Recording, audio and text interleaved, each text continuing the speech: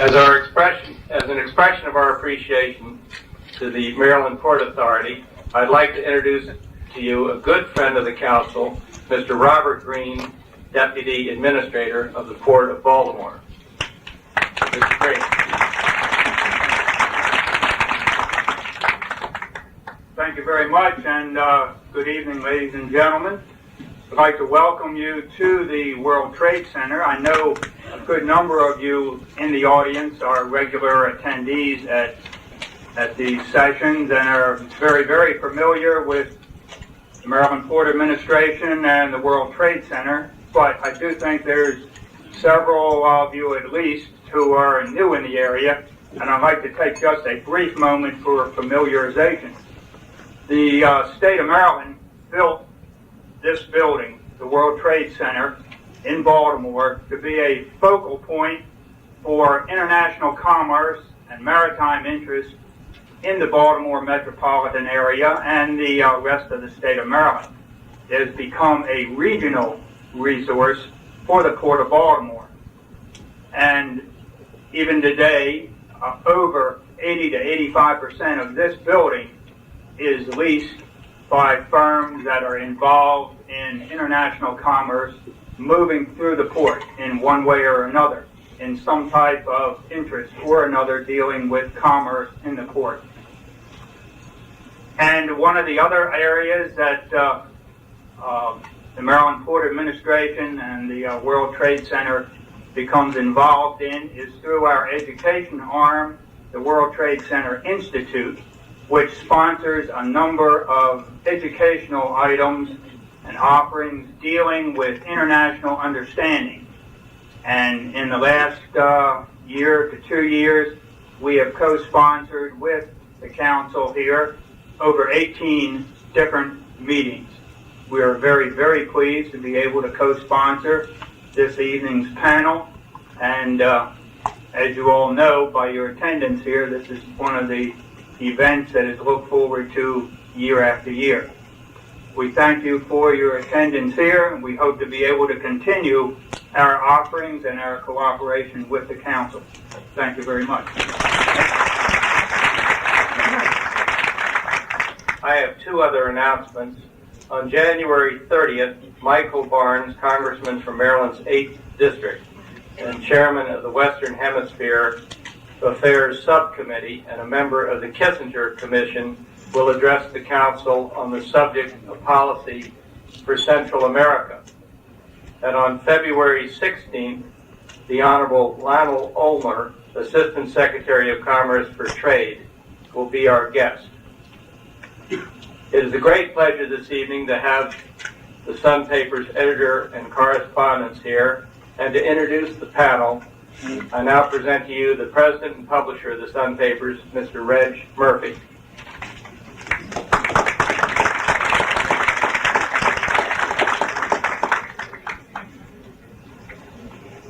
I have made a basic assumption. It is that you didn't come down here to listen to what publishers do all night and talk about profit and loss statements, so I'll introduce the panel.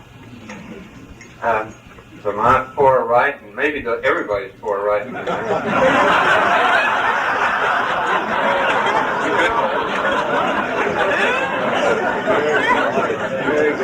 Gotcha, Charlie. My turn's coming. Yeah, but I get to sign the check. You can see there's a lot of formality in our relationship. Charlie Cordry, who is probably going to tell you in 5 minutes or less how we're going to get the troops out of Lebanon. He is one of those people who has been very important to the Sun Papers for an awful long period of time. He is one of the people that I respect, and when he reports on military affairs, I think it's an extraordinarily important part of what our newspaper is all about.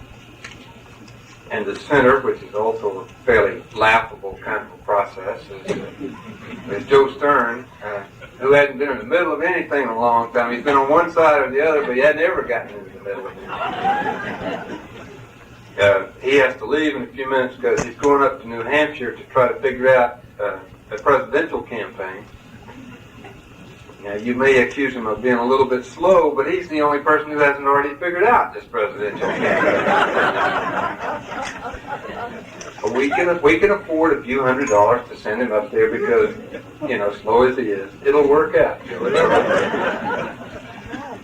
And as a matter of fact, he is a distinguished editor of an editorial page, runs perhaps the most distinguished opinion pages in the United States, and we're extraordinarily proud of him. But if you think I'm going to tell him that before we negotiate the next contract, you're crazy. And closest to me, get that, Charlie? Is Henry Truitt, who has that pinstripe suit on for a very good reason.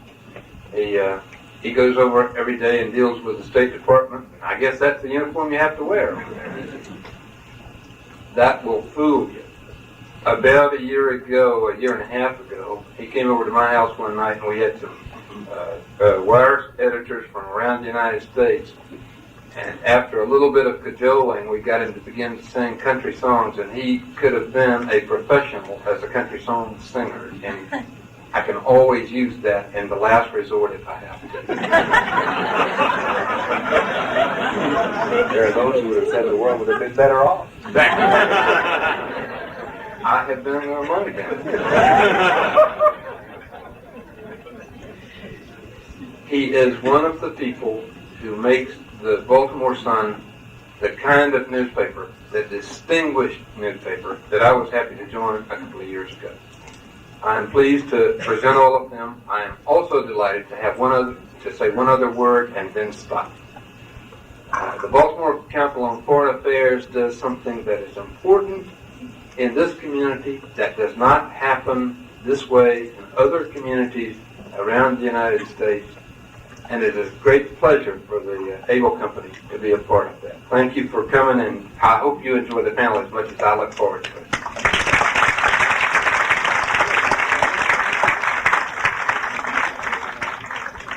In my habitual role as interlocutor, I first want to thank my publisher very much.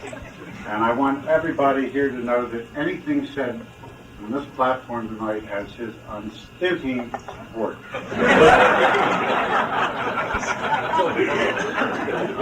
This is the fourth year that we have been honored to appear before this group. When we first gathered together, we were all wondering what was going to happen as the new president was about to take office. And we were all spending great hours and minutes thinking about what Ronald Reagan was going to do. I took the liberty or stupidity of looking back into what I said on that occasion, and I find that, as usual, I miscalculated somewhat. And that I said that Ronald Reagan would be a president of accelerated continuity, which is a good editorial writing. And I think in substantive terms, my colleagues would probably agree with me. But in perceptions, and perceptions are very important in politics, I think that this president has not been a president of continuity. He has quite radically changed world perceptions of the United States, and perhaps perceptions of how Americans view their own country. So I think perhaps as we go into this political year, we ought to try to do a little bit of assessment of how Reagan has done in the military, diplomatic, and security spheres. My role tonight is to pick up some pieces, particularly on politics, but I'm going to reverse the roles that we usually follow. And I'm going to first ask Charlie Cordry, again reversing the role, to discuss for 7 minutes only the whole world military security situation. I'm going to let Henry Truitt then have 6 minutes and 59 seconds to deal with the diplomatic situation, and I'll follow up with about 2 or 3 minutes on politics, economics, and other unimportant issues. So let's reverse the order a little bit, and let's start off with Charlie Cordry. Thank you very much, Joe. Ladies and gentlemen, Mr. Murphy, I should have said Mr. Murphy and other ladies and gentlemen. Now and again I get a letter, thank heaven, condemning me for being a liberal and saying unkind things on the tube about Mr. Reagan, and I know maybe I'm getting it right, not as far right as been suggested. Joe said I should discuss where the Reagan administration stands here in the last year of its first term. I don't mean to imply anything by saying that, except that it's the last year of its 4 years. And they stand, of course, in the defense terms, military terms, national security terms, with a victory in Grenada, a failure so far to achieve diplomatic ends with military force in Lebanon, and inability to turn the tide in El Salvador. Up to now, I'm sure that Hank will tell us later how Henry Kissinger is going to do that. They are unable to turn it with military aid, I should have said, and they're not, so far, turning the tide, it seems to me anyway, in Nicaragua with not-so-clandestine operations. In arms control, which is an essential part of any foreign policy or national security policy, we are at an impasse, but it's not exactly President Reagan's fault. He didn't walk out of Geneva. He made a great advance in negotiating a consensus with Congress, at least on what our arms control position should be, and that is a first.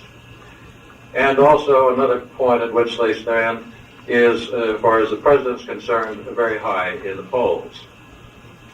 Mr. Reagan, I submit to you, has won the debate on defense, no matter how the numbers go in the next year or so. Money was shifted to defense. It was shifted away from other programs, but more, so far as the deficit's concerned, it seems to me, is that he also cut taxes. In any event, he's won the debate. The debate now is about how high a level of defense spending there should be, and in terms that would not have been recognizable in the Carter years. In thinking about this, I thought that military policy, defense policy, strategy, whatever you wish to call it, is in the mainstream of thought, if not of action, over the whole post-war period. I'm sure there are many of you, and I think I'm one, as a matter of fact, who considers that Ronald Reagan has embarked on a very expensive, ambitious, expansive nuclear weapons program.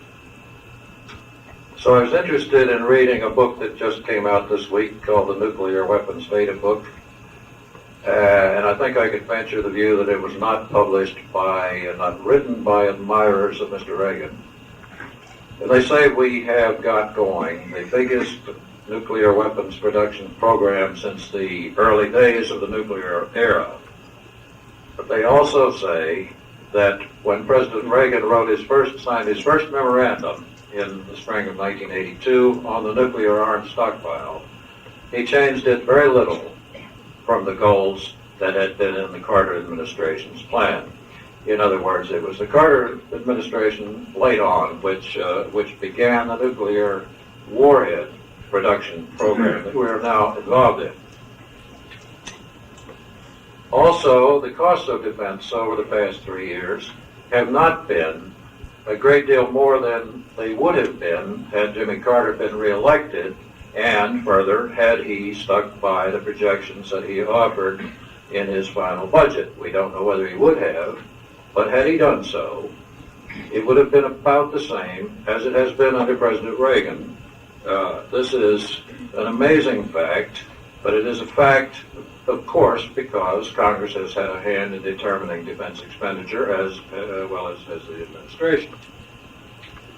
Also, on the widespread view contributed to by the administration's bombast and rhetoric in its early time, there is a widespread view that the Reagan administration somehow or other is more interested in fighting a nuclear war, or is preparing to fight a nuclear war more so than perhaps anybody ever has. If you were to read the annual defense posture statements back at least into the early years of the Johnson administration, which were the early years to the middle years of Robert McNamara as defense secretary, you would find, and it was true before that, but you would find it spelled out at least that far back, that the United States policy would be not to fight an all-out, blow-up-the-world-in-a-half-hour nuclear war if it could be avoided, and that there were military options, and Mr. Reagan has not changed the fundamental strategy in that regard. The fact, I think further, is that there is no serious quarrel with the basic point that Soviet military power does exist and that the Soviet Union is the only country that could do us mortal damage. And so it has been our strategy over 3 decades to contain the Soviet Union. This hasn't changed. How you implement it certainly has changed. The massive retaliation strategy of the very early in the 50s gave way at that time, at the time that, for example, that President Kennedy ran the Russians out of Cuba, or at least created the illusion that he had, depending on one's point of view. We had 7,000 nuclear warheads in our strategic forces, and the Soviet Union had 500. You could do that sort of thing in those days. But anyway, the strategy over all that period has been contain the Soviet Union. This required, as the time came when there was nuclear parity, a shift to flexible response. This, too, is a recurring theme throughout all our strategy, all the years that we've had a nuclear era, so to speak. For the United States, it has required and still does alliances for deployment of forces, flexible forces, for example, going from Grenada, as the Marines did, and on to Lebanon, rapid deployment forces, and so on. Your foes can choose the time and place they're going to attack you, and they might even get away with surprise. And so you have to have better intelligence, and we have fallen down on that one. And I come now to the last point I think I want to make, because I have probably over time. I have a half minute. That you have to have, because you don't pick the time, unless it's Grenada, you have to have forces that are ready whenever the shoe falls. And it is in this respect that the Reagan administration has funded the Carter administration program and made it more operative than it had been. And by readiness, I simply mean that your forces have to have people in them, that they have to be trained and equipped with spare parts, even if sometimes they cost $5,000 with 5-cent items. This has been one of the heaviest emphases of the Reagan administration in regard to our military forces. You can't deter everything, of course, and I would remark finally here that terrorism is one of the things that you probably cannot deter.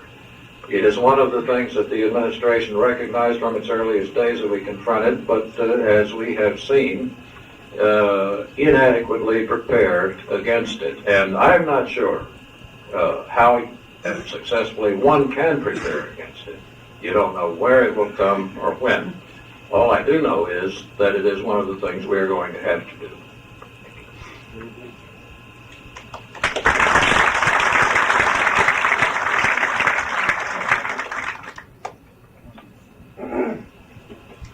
Ladies and gentlemen, I think I will try to set some of the broad themes in foreign policy that characterize the performance of the administration for the past 4 years, and then try to tilt that briefly into the circumstances in which we find ourselves as we enter a political year. Now, to some extent, I'm going to be trying to weave gossamer webs around some of the things that Charlie talked about, because obviously those determinative themes in American foreign policy at this point relate to 2 things he talked about, at least. One is Central America, and the other is the Middle East. And the third one, I think, broadly put, is Soviet-American relations. And that, of course, includes the whole spectrum of arms control negotiations, which are very much an integral part of the Soviet-American relationship right now, and in fact,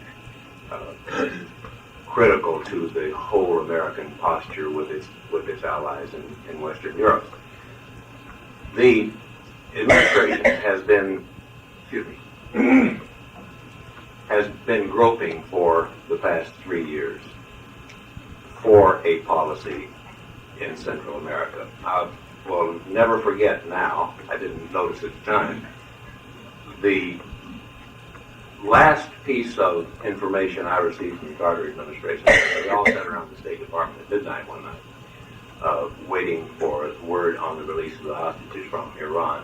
One of those bland little State Department press releases that said that the Carter administration was releasing, I believe it was $10 million for emergency military aid in El Salvador, which amounted to a recognition that in the previous few months, things had gone to hell in a handbasket in Central America, and some sort of emergency action had to be taken. The administration has not been able, since then, to settle on exactly what it is trying to accomplish. And it has not been able, it has been dealing with to my experience, a unique situation in that in El Salvador, for example, it has a client that is perforce a very small part of the political spectrum, because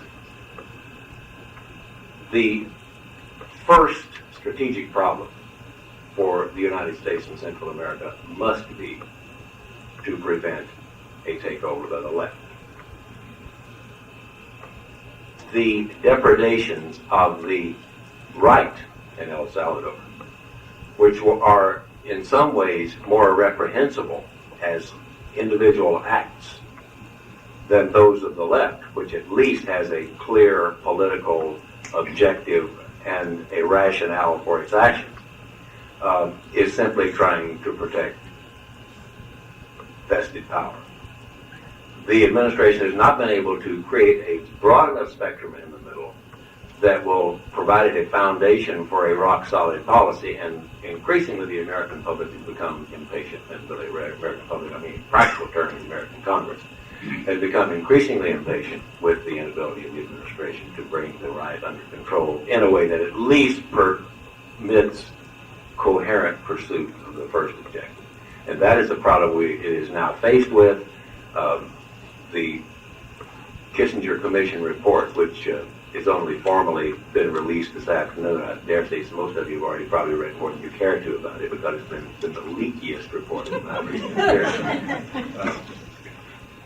Is in effect an effort to create a basis for that sort of coherent policy.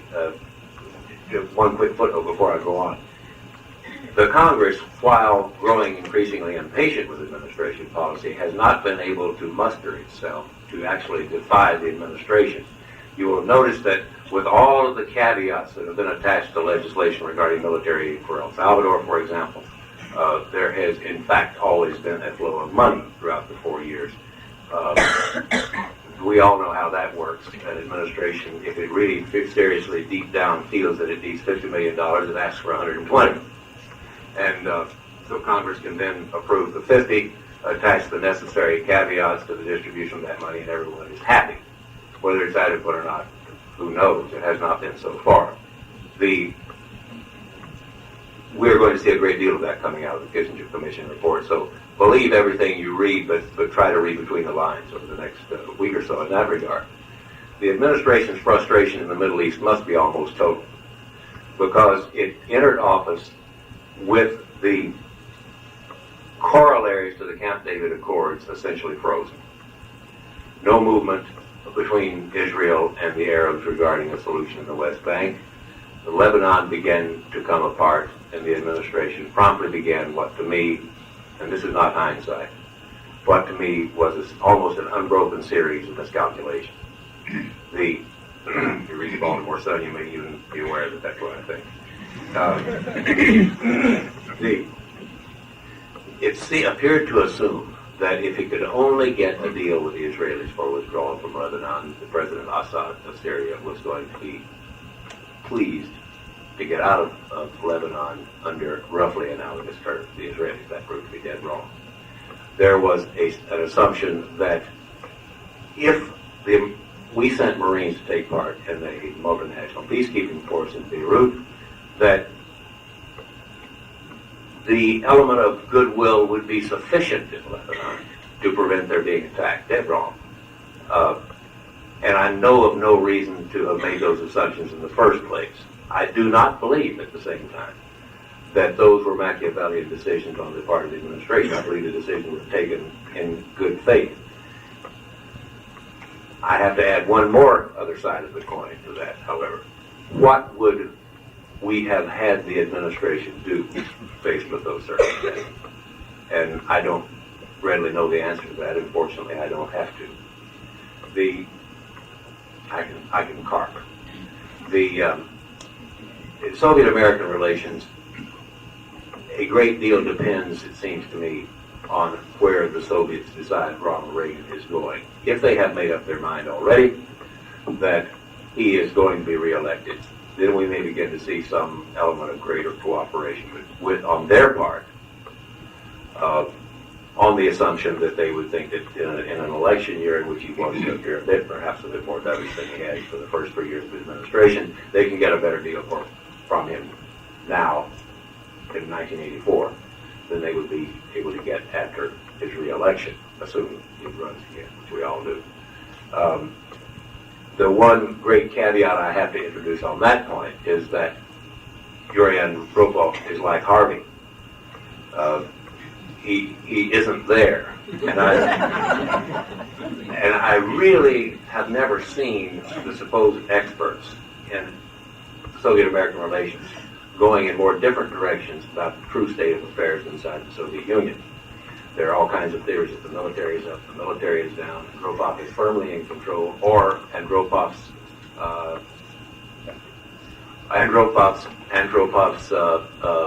colleagues and proteges are in fact running the country for him.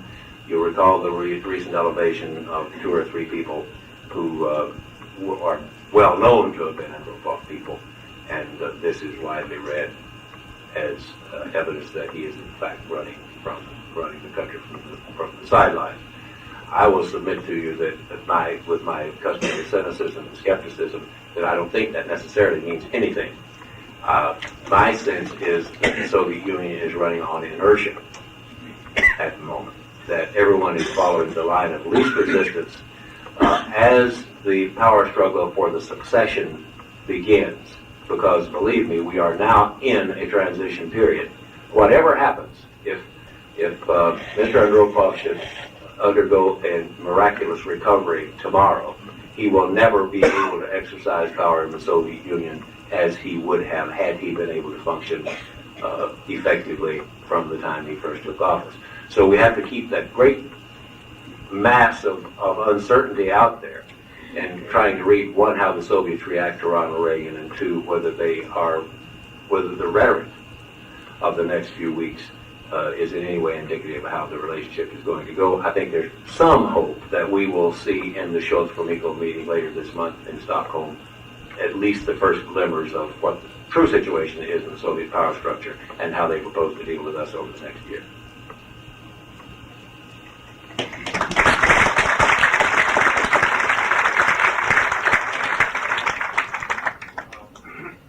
My colleagues have been talking about Mr. Reagan's problems and prospects. I think maybe we ought to shift the focus a little bit and talk about problems and prospects of his Democratic opponents. The Russians may not have decided who's going to win the next election, but I presume that the Chinese already have. And this explains why their prime minister is here, I think. It explains why Mr. Reagan will be going to Peking in April as part of an event that will certainly help his re-election campaign. I think the Democrats find themselves in a very, very difficult situation.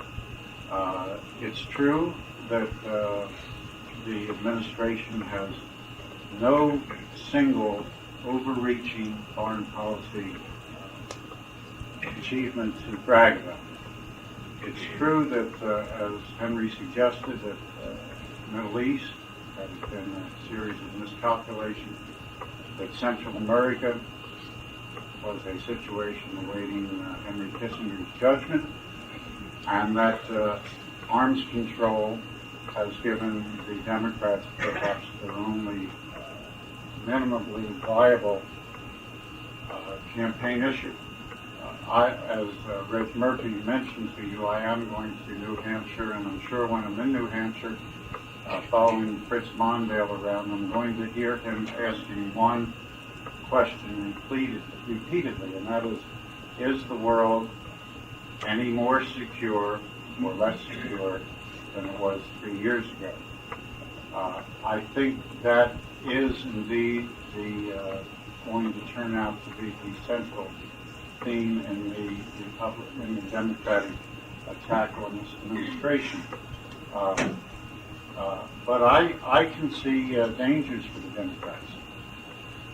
To get this nomination, the Democratic candidate has to go before very liberal audiences. He has to go before very activist audiences.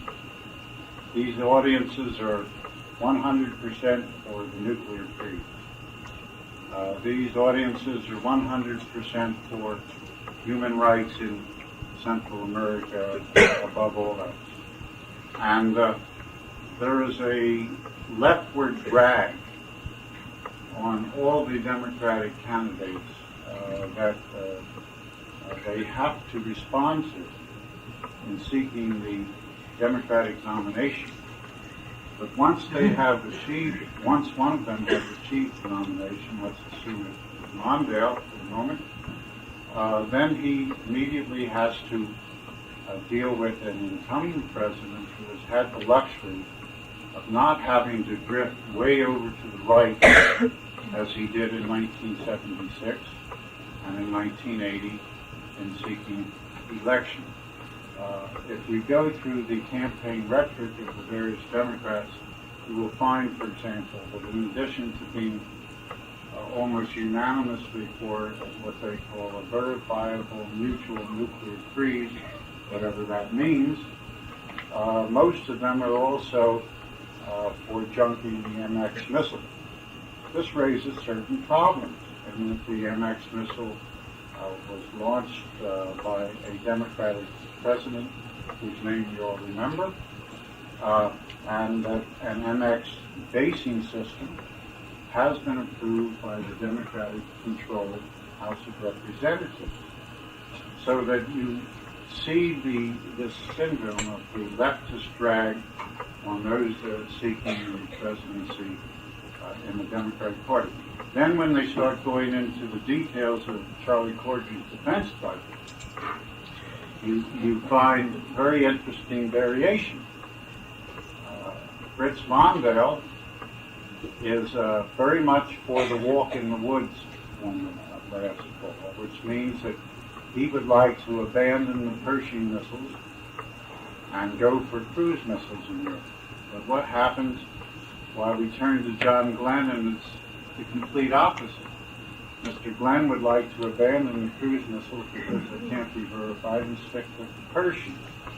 So that you have the Democrats in a situation where they're negotiating with one another and bickering with one another over various weapons systems, while all the while you have the collective federal government, including the Democratic House of Representatives, more or less marching to Ronald Reagan's drummer, as Charlie indicated in talking about the fact that Reagan has won the fight, so to speak, in nuclear weapons and in defense spending.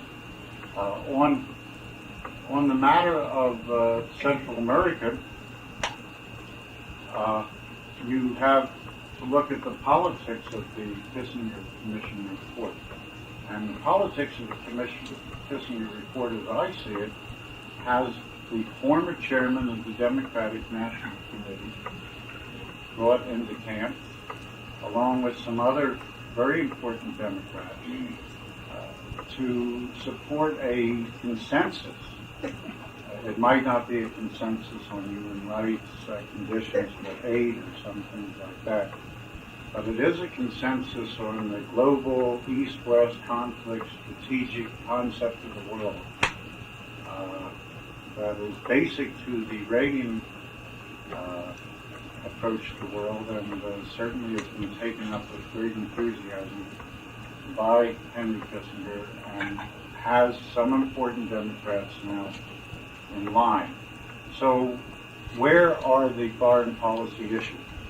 That's the problem for the Democrats, especially since we have an economic recovery underway, which may deny the Democrats much leeway in pursuing votes in the domestic sphere from the key class of voters, the blue-collar white voters who shifted to Reagan, and the Democrats need that. I throw out all these rather cynical political observations just to encourage your questions, and now we'll open the floor.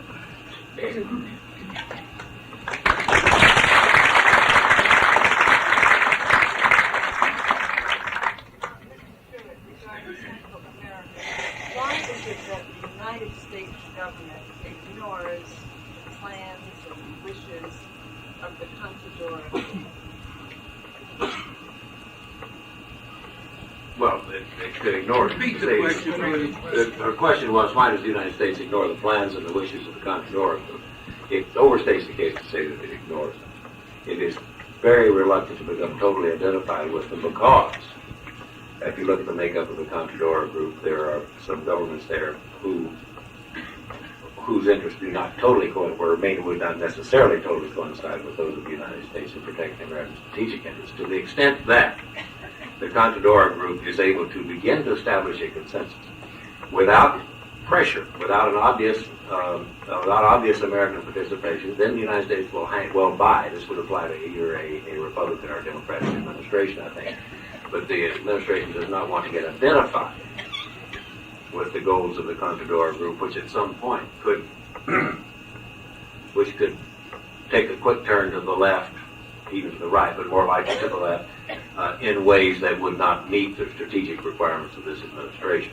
There is no serious conflict about this yet, and I think, let me suggest to you that it might be self-defeating for the United States to be seen too heavily in support of the Contadora Group, because that then automatically provides the governments hostile to the United States in Central and Latin America and to the purposes of the Contadora Group with an excuse to say this is just another Yankee imperialist plot and these people are all stalking horses for Washington. So it's complicated, but I think that's a fair enough answer. Yes, sir. Mr. Freud, in view of our attempt at better relations with China and rather dubious relations with Russia, what does this do to the Chinese-Russian relationships? You ever seen three people doing a minuet? This is basically what you see. Each of the three is looking out for its own strategic interests. Joe mentioned suggested the Chinese have made up their mind whether Ronald Reagan is going to run again. This had perhaps had something to do with the president's trip to China. I think he'd go to China unless they erected a wall to keep him out, because he needs to become, and is making considerable effort to become, more of a statesman as he goes into the political year. The Soviets are playing the counterpart game with the Chinese on the other side. Everyone wants to make sure that the bilateral relations, the other two corners of the triangle, do not in any way endanger his interests. But nobody wants to get too close, because inherent differences are so great that true closeness is impossible. In the United States, there's going to be, for the indefinite, as far as we can see in the future, certain fundamental differences between the United States and China. The same applies to the Soviet Union and China, because heaven knows that those border problems, if not the problems of ideological conflict, are going to persist for generations to come. the Chinese are always concerned that we are going to do something at their expense with the Soviets. Take, for example, whatever kind of deal we might possibly cut with the Soviet Union regarding the disposition of SS-20 missiles in East Asia. So it is an extremely delicate relationship, but it is not one in which there is a great deal of mutual trust exercised on anyone's part. Over there. Yes, sir. Mr. Brooks, could you elaborate a little more on the comment you made that the Soviet leadership is now in a state of transition? I will just recall what I said immediately after that, and that is that Andropov became ill shortly after he came to power. He has been exercising leadership from a distance. I don't know how good it is, but I will submit to you that it is impossible for the leader of a totalitarian state, which has historically looked to strong personal and individual leadership, to function with absentee leadership in effect. And that's the reason I suggested that whatever else happens, that he is in fact a traditional leader, will never be able to exercise power as he might have. I just can't see it developing. The new alliances are being formed all the time within the party. I'm not suggesting that process is beyond redemption, but I am suggesting that it is inevitably far enough along so that he could never weave together the skeins of power in the Soviet Union as he would have had he not become sick.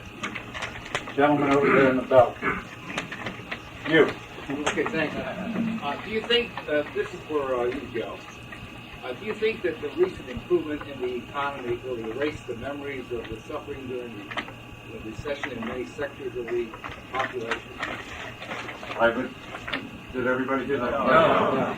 The question was whether I thought the improvement in the economy would erase memories of the suffering that many people endured during the early parts of the recession. I would think that in pure political hard-nosed calculations, that the Republican high command would conclude that there have always been 90% of the country at work and 90% of the country well-fed, and they're not going to get the votes of the 10% who were out of work, or the 10% who have been deprived of advantages because of race, color, skin, or what have you. So that in a very hard-nosed view of things, I would think that the Republicans are counting on the upsurge in the economy to be a very definite plus factor. Of course, what happens after he's elected leads a lot of people to think he ought to resign on January 22nd, 1985, but that's another question. The roof may very well fall in on because of these horrendous deficits. But in this key political year, the economic cycles are very much on the upside, and it's bound to help an incumbent, regardless of who he is or what he's done. That's how I thought. Can I interrupt to ask if we all agree taking on the ratings during Russia? Go ahead, tell us what you think. I'm going to caveat. I'm going to say that I guess so, because everybody tells me he is, and I don't have responsibility for domestic politics. But I can think of a lot of reasons why he should not, and almost none why he should.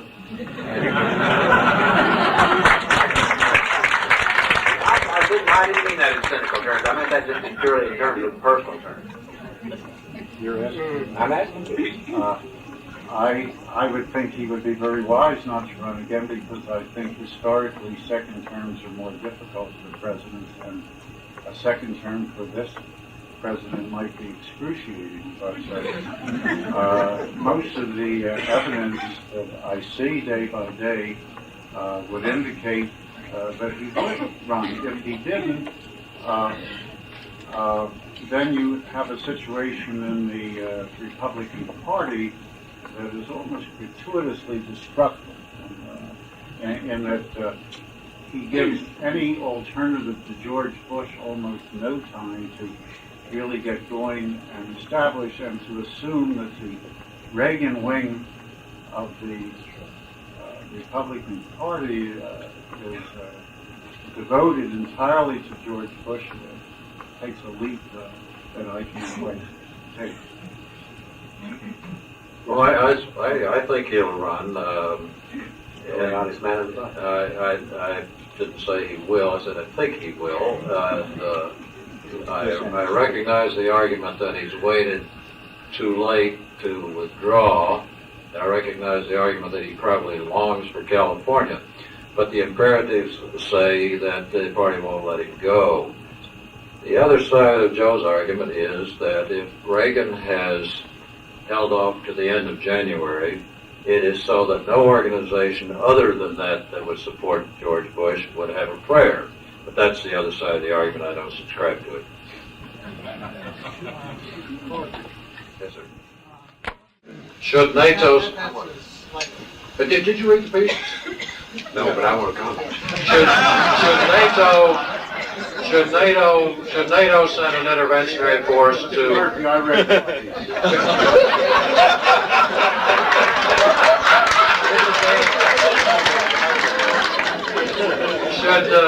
Should NATO send an interventionary force to the Middle East and quietly warn the Syrians before doing it?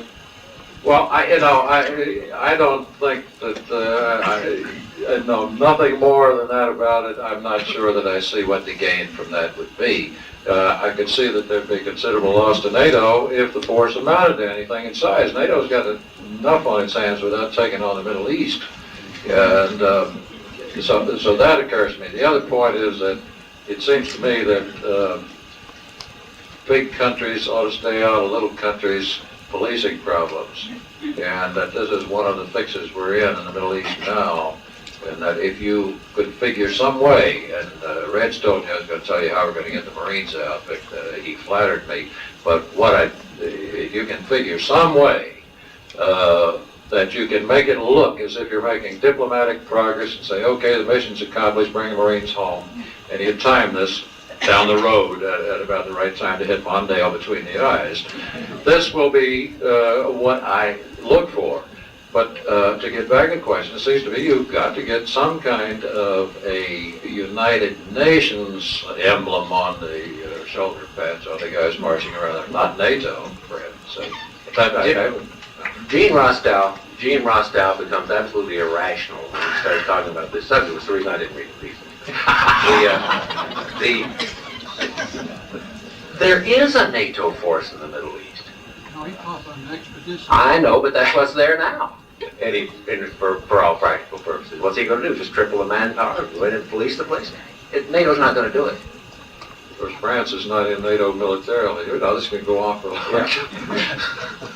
Let's get on to a subject where everybody's read the article. Hi, for the first gentleman, we've failed several times in the last several years on intelligence. The Mayaguez incident, Iran, Grenada, Beirut. Yet the CIA and the intelligence community has the largest budget that they've ever had. Could you give some insight from where you sit with America now being a prime target for terrorism? What implications that's going to have? Limited. They are. My understanding is that the pendulum is swinging back toward human intelligence now, which is essential in order to collect intelligence against terrorists. I have to say they don't seem to be doing very good at it yet, but if I'm told, and my understanding is that the intelligence structures are being developed now specifically with that in mind. Out of the mid-70s, the networks fell apart for a lot of complicated reasons, which you probably know as well as I. And they are now beginning to reconstruct those as well. I obviously don't know how well they're doing it, because I'm not privy to that kind of information. I'm not sure that there was an intelligence. One always must make a distinction between the collection of actual information and what is done with it. I don't know that there was a significant intelligence breakdown in Grenada, for example, because I don't know that it made any difference. It seemed to me that in Grenada, the administration had sufficient information to make it believe it had, I mean, you certainly don't believe the cover story, that it had sufficient information to make it believe that it was necessary to do what it did, and it lucked out, maybe, I think. I will ask Charlie, however, to deal with the same point. Well, I think that in Grenada you have a different situation from the situation that caught the Marines in Lebanon. And I'm sorry my memory fails me on the Mayaguez, but don't refresh it because that was too long ago. In Grenada, if you tell a military force to mount an operation in what was essentially 3 days, it doesn't have time to collect the intelligence it needs for that operation. And so when we put our forces into Grenada, there were things we didn't know, such as the intensity of the anti-aircraft fire, the numbers of Cubans, although it turned out we had it right, and so on. So I think that was kind of an operational problem. Anyway, the commander of the operation explained it to me that way, and I believe him. In Lebanon, I mean, the fact of the matter is we made a kind of a mess of it. We had a Marine force in Beirut Airport. It did not have, according to the investigators, an intelligence assessing appendage. Reports were falling on the Marines there like snowflakes that you better watch out for this, that, and the other. They didn't even have time to read them. And they were cautioned, and their experience told them they better be prepared for, and they were caused to be prepared for artillery and mortar and rifles and the like. And it all comes down to a failure somewhere to figure out that something of the sort that happened could happen and to do something to prepare against it. So now we don't want to use all our time on intelligence, but to add to what Hank said, in the 1970s, I've been told by very high-ranking intelligence officers, we did away with about half the people who were engaged in the collection of information in a clandestine way, that is, meeting people in the back streets of Berlin and things like that, or Beirut, and half the money. And they tell me that at the present time this is being rebuilt and that it would take 2 to 3 years, and some people say it might take 10. But the fact of the matter is that Stan Turner, who was the head of CIA and now doesn't quite see it as he saw it at that time, was fascinated with the collection of intelligence with satellites. And that's a marvelous way to find out what's going on in the Soviet Union. I assure you, you can watch kids painting their barracks. But you can't get the same kind of thing you get with human beings. We didn't have travelers in Grenada, and obviously we didn't have enough travelers in Beirut. So those are some of the thoughts that occur to me in any case. Yes. Joe, I'd like to go, if I may, back to the question of the election of Ronald Reagan. Many of the things that you and your panel talk about make a certain amount of sense, but it seems to me you've left out many things that are completely important and which you haven't touched upon at all. And that is the fact that there are great masses of people, you call them black, call them Hispanic, call them women, call them what you want, who are totally opposed to this man, who will not vote for $1 million. There are large groups of young people who for the first time are involved in the whole peace movement. I happen to be on the National Board of World Federalists, and the ranks of our people are swelling, such as they haven't been in many years. And I think there are always people waiting to be registered to vote who will come out against Mr. Reagan and will say anybody but Ronald Reagan. This is what I don't think he's going to be elected at all. And I think if this message can be taken to the people, I think Mr. Reagan can be defeated. I'd like to borrow from one of my illustrious predecessors in the Baltimore Sun and say, dear sir, you may be right. And I put a PS saying people have been saying the same thing about Reagan for many years. I would like to just respond in one way to that, and that is to say, I think what you're talking about is the essence of the coming election. It is if the Democrats are going to defeat Reagan, despite the fact that he now has a 58% approval rating, it will be because they engage in a very successful registration drive. Registration of blacks and Hispanics and other groups that have not bothered to vote in great numbers before and could provide the difference. And if I were a Democrat charting the way to beat Reagan, I would look at the last gubernatorial election in Texas, where an enormously successful drive to register Hispanic voters enabled the Democratic candidate to win by a landslide, even though the Republican candidate got more votes than he had in the previous election. Yes, sir. Mr. Cordry, several months ago, a Republican commission appointed by Reagan issued a report suggesting numerous ways that the Pentagon could economize and could rationalize its operations and save many billions of dollars. And in fact, that was printed up in one of the competitor newspapers in New York. Was that commission report just swept under the rug, or is Reagan really trying to make some economies to help cover it? You're speaking of the Grace Commission? Yes. I think they said they could save $87 billion over X years or something. I have no doubt they could if they were allowed to. But I don't know that the report's being swept under the rug because I think it's not in its final form and so on. But undoubtedly a lot of what Peter Grace said is right. But I'd just ask you how much chance you think you've got of closing down military commissaries, of closing down unneeded bases in congressional districts, of stopping the production of weapons that are no longer needed but have been in production long enough to have a constituency. And I could go on forever, but I think you understand the point I'm trying to make.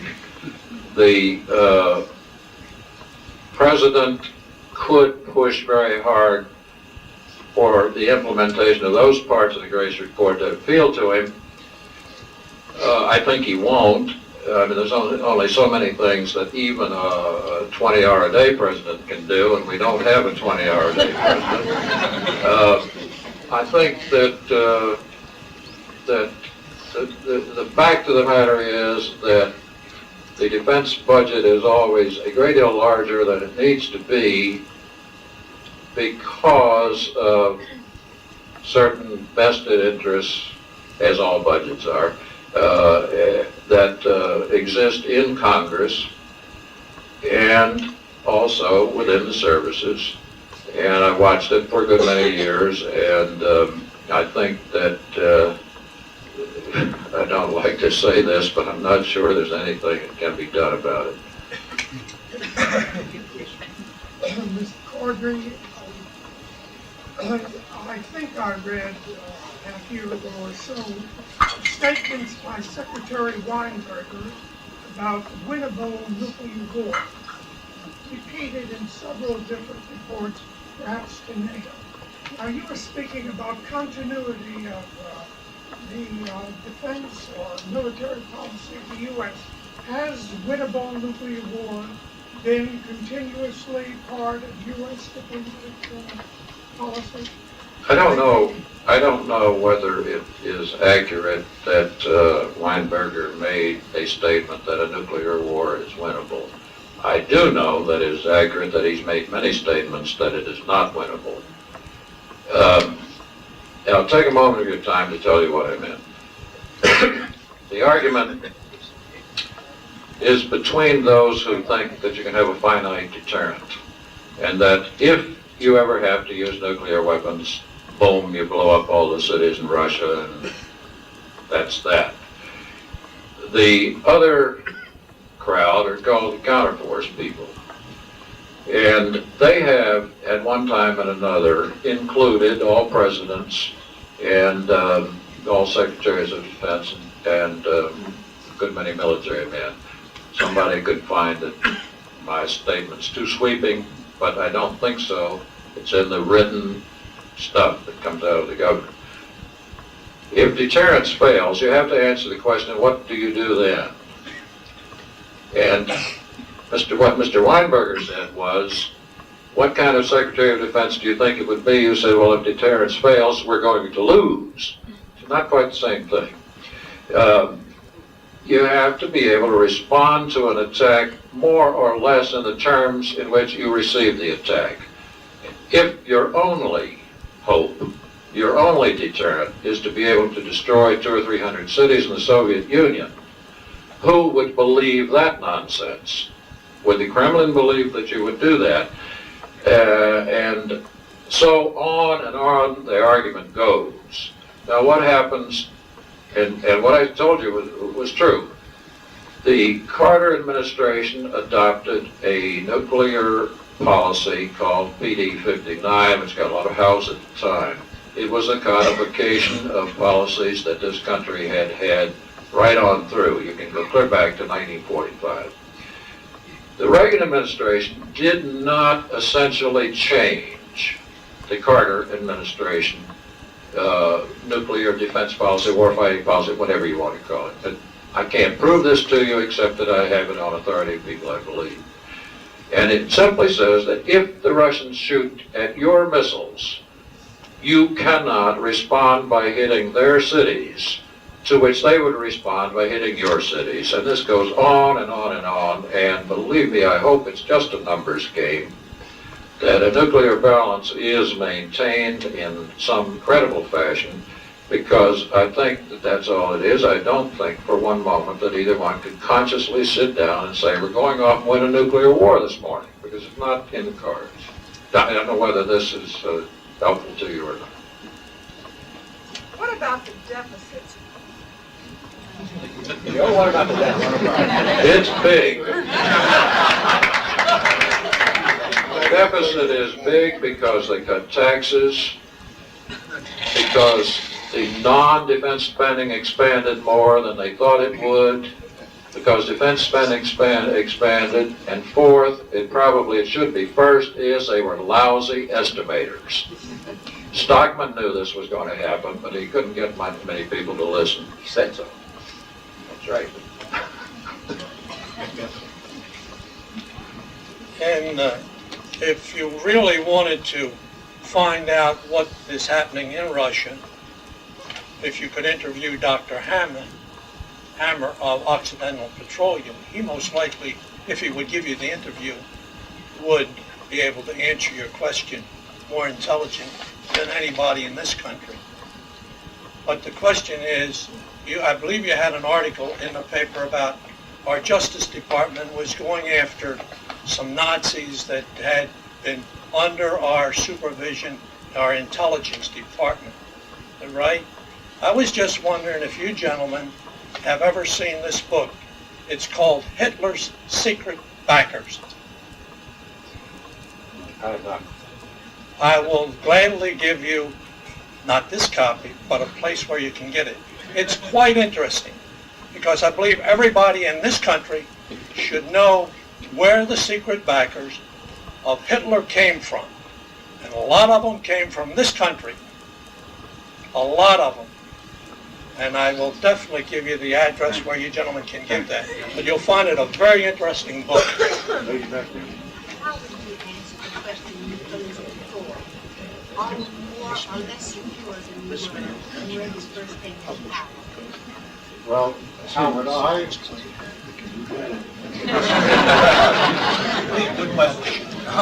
The question is, how would I answer Chris Mondale's favorite question, which is the world more or less secure than it was 3 years ago? My feeling is that probably it's a wash. That I don't think the world is probably very much more secure or less secure than it was 3 years ago, because the essential nuclear balance, which operates, is the controlling force in the operations of the nuclear towers, has not essentially changed. I think when you get in trouble is when one side or the other begins to get a preponderance of power that is destabilizing. I don't think that has happened, so my answer would be, I don't think Reagan has made the world a more dangerous place. I don't think he's made it a safer place. And I doubt if Jimmy Carter had been elected president, the world's strategic situation would be very much different. Let me just say that I think it is probably marginally less secure, only because we know there are more things we don't know now than we knew at the beginning of the Reagan administration. But I think the fact of the Reagan administration as such is largely irrelevant to that point. I'm talking about the same of the points I talked about. The accumulation of things such as leadership in the Soviet Union, the imponderables of the Middle East, and so forth. Everybody in this room, I think, at your table has pointed out that deterrence depends on rough balance or parity of forces. The perception that is the case. Mr. Weinberger spoke from this group a year ago, a year and a half ago, and without anybody contesting it, like some people did, he pointed out a clear expenditure of $180 billion over an 8-year period. The United States would regain its nuclear superiority over the Russians. Now, nobody in the press and nobody in the Sun has really, in a strong vein, pointed out the real danger and fallacy of that, as it then destroys the concept of deterrence, if deterrence is balanced. That's sort of a statement. Comment on that statement.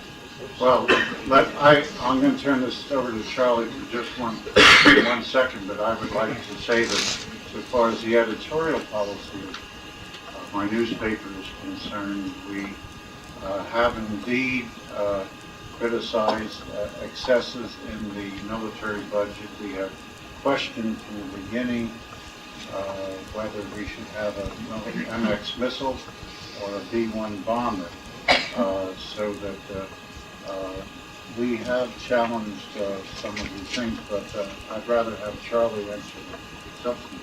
Well, I'd say memory is very tricky. I heard Mr. Weinberger make the speech here, and I don't recall him saying that we would regain nuclear superiority. But if he did, he's kidding himself. And nuclear, you see, Weinberger would think he made a big leap forward if he regained what he considered to be nuclear parity. And I meant that as a kind of a jest. So I don't know more than that to say, except that I think neither superpower would allow the other to get anything that looked like meaningful nuclear superiority. I hope you don't ask me what I mean by meaningful.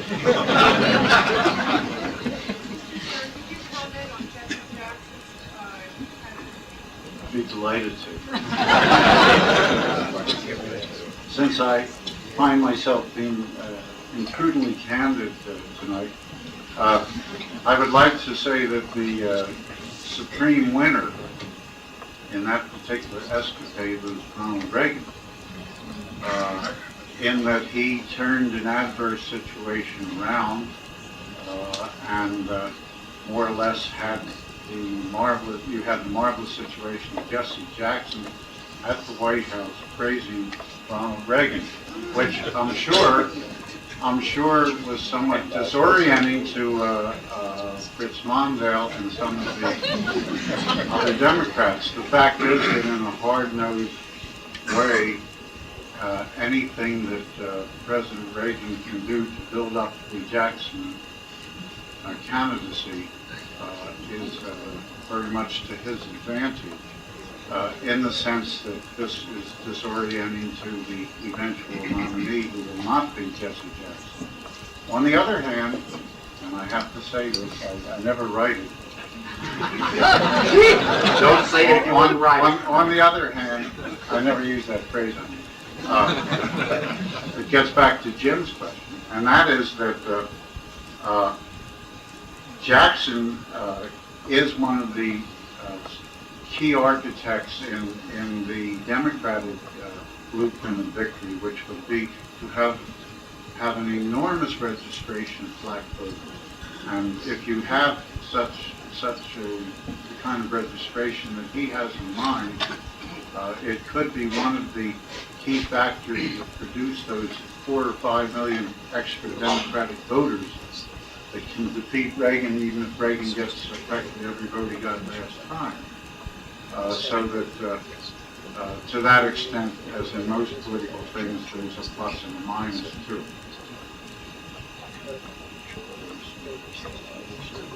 Mr. Stern, before the TV special, JF was broadcast, there was a great deal of speculation in the media that the movie would have a significant impact in the nuclear issue.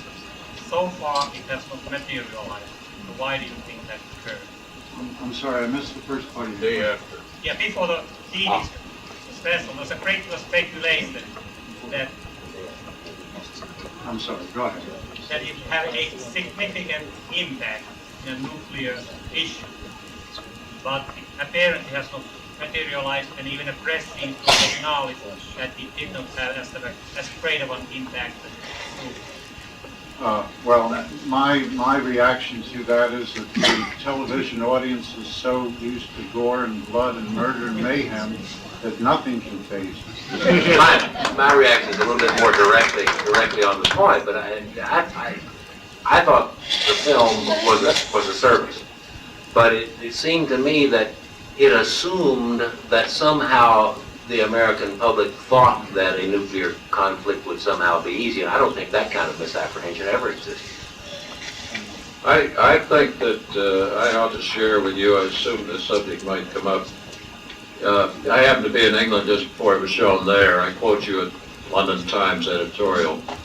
The British public is not so immature that it cannot be trusted to keep its head over a piece of science fiction. I quote to you from the Manchester Guardian, hype and tripe. There was a lot of that about this film, and it deservedly has blown over. I don't know whether it was a service or not. I don't disagree with Hank, but it had too many crazy assumptions, I think. Let's thank Joe Stern and the panel for a very interesting meeting.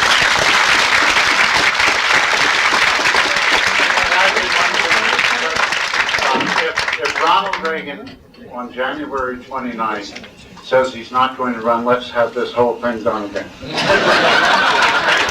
Mr. Pruitt has one comment he'd like to make for us, and I just want to say thank you again for being here, and we look forward to seeing you next year. Hank, you're on. Most of you know what the gridiron is. It's a group of journalists in Washington who poke fun at almost every institution known to man. And after hearing the question about Jesse Jackson, I can't resist letting you in on a short preview of one gridiron number in the forthcoming program. It will have Lieutenant Goodman singing, I looked over Joe, what did I see? Carry me home, it's Jesse Jackson, coming after me.